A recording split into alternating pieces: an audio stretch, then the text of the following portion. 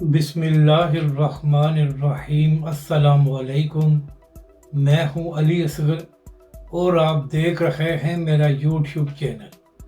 इमरान खान साहब तनकीद की जद में, जबकि दूसरी जानब तहरीक लब्बैक के ख़िलाफ़ प्रोपेगेंडा करने वालों को बड़ी नाकामी। इस वीडियो में हम इसी के मुतालिक बात करेंगे, मगर इससे पहले नाज़रीन अकराम, अगर आपने अभी तक हमारे इस चैनल को सब्सक्राइब नहीं किया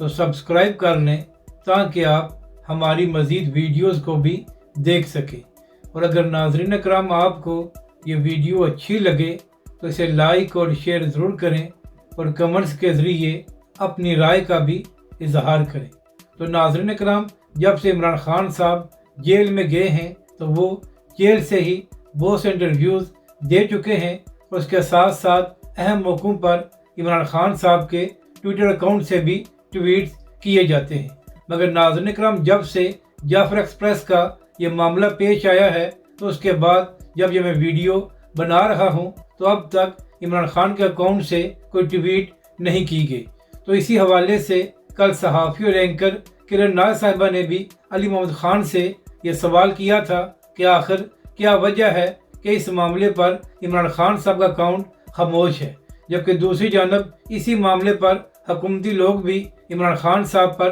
तनकीद कर रहे हैं। और ख्वाजा आसिफ ने भी अपनी ट्वीट में कहा कि एक जानब तो इमरान खान साहब इसी अकाउंट के ज़रिए आर्मी चीफ को 2 से 3 खत लिख चुके हैं, तो क्या वजह है कि इतने बड़े मामले पर इमरान खान साहब का ट्विटर अकाउंट खामोश है और इस पर बात नहीं की गई। तो नाज़रीन कराम, अब इस हवाले से ये तो PTI या इमरान खान साहब भी जवाब दे सकते हैं कि आखिर क्या वजह है कि इमरान खान साहब ने इस मामले पर ट्वीट क्यों नहीं किया या उनके अकाउंट से इमरान खान का बयान क्यों जारी नहीं किया गया, मगर हुकूमत और उनके वज़रा को एक और बात खेलने के लिए मिल गई है। अब बात करते हैं कि एक और ख़बर तहरीक लब्बैक के हवाले से भी सामने आई है। तो नाज़रीन कराम, पिछले 2-3 सालों से तहरीक लब्बैक पाकिस्तान रमज़ान में सस्ता बाजार लगाती है ताकि पाकिस्तानी अवाम को कुछ रिलीफ दिया जा सके। तो इसी हवाले से इस साल भी तहरीक लब्बैक पाकिस्तान की जानब से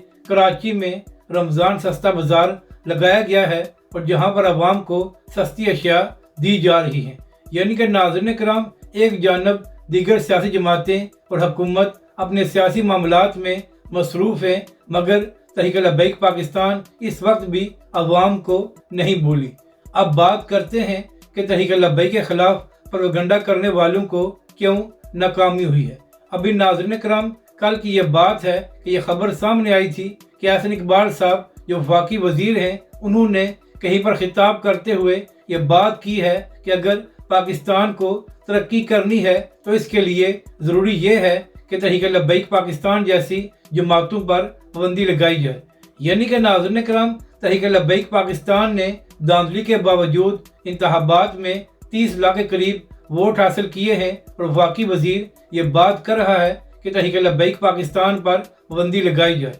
नाज़रीन कराम, इमरान खान की हुकूमत में तहरीक लब्बैक पाकिस्तान के 40 से ज़ायद कारकुनों को शहीद किया गया था, मगर इसके बावजूद तहरीक लब्बैक पाकिस्तान ने कानूनी रास्ता इख्तियार किया और तहरीक लब्बैक के लोगों ने कानून को हाथ में नहीं लिया। मगर इसके बावजूद इस वक्त सोशल मीडिया पर तहरीक लब्बैक के ख़िलाफ़ एक कैंपेन चलाई जा रही है। तो नाज़रीन कराम, आज पाकिस्तान में यौम इश्क़ रसूल मनाया गया, तो इसी हवाले से तहरीक लब्बैक पाकिस्तान और कुछ दीगर जमातों ने पूरे मुल्क में पुरअमन रैलियाँ निकाली और हुजूर जान आलम सल्लल्लाहु अलैहि वसल्लम के साथ अपनी मोहब्बत का इजहार किया। इसी तरह सोशल मीडिया पर भी तहरीक लब्बैक पाकिस्तान ने इसी हवाले से ट्रेंड किया है। तो नाज़रीन कराम, खबर यह है कि लाहौर बार ने तहरीक लब्बैक के अमीर हाफिज साद हुसैन रिजवी को मदऊ किया हुआ था और वहाँ पर तहरीक लब्बैक के सरबरा हाफिज साद रिजवी ने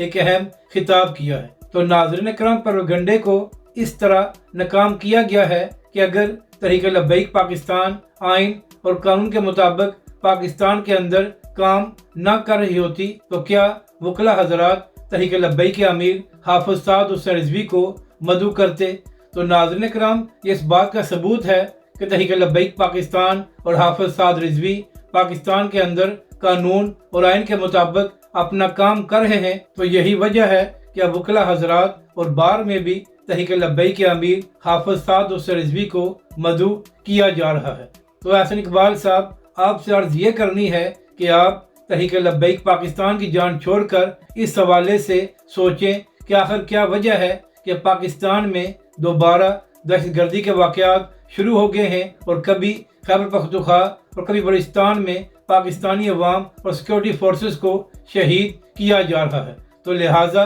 حکومت کا یہ کام نہیں ہے کہ وہ ایک سیاسی جماعت پر پابندی کا مطالبہ کریں، بلکہ آپ کا کام یہ ہے کہ آپ پاکستان میں امن قائم کریں، اور جن لوگوں نے پاکستان کے خلاف ہتھیار اٹھائے ہوئے ہیں ان کے خلاف کارروائی کی جائے تاکہ پاکستان میں امن قائم ہو۔ اگر آپ کو یہ ویڈیو اچھی لگے تو اسے لائک اور شیئر ضرور کریں، اور کمنٹس کے ذریعے اپنی رائے کا بھی اظہار کریں۔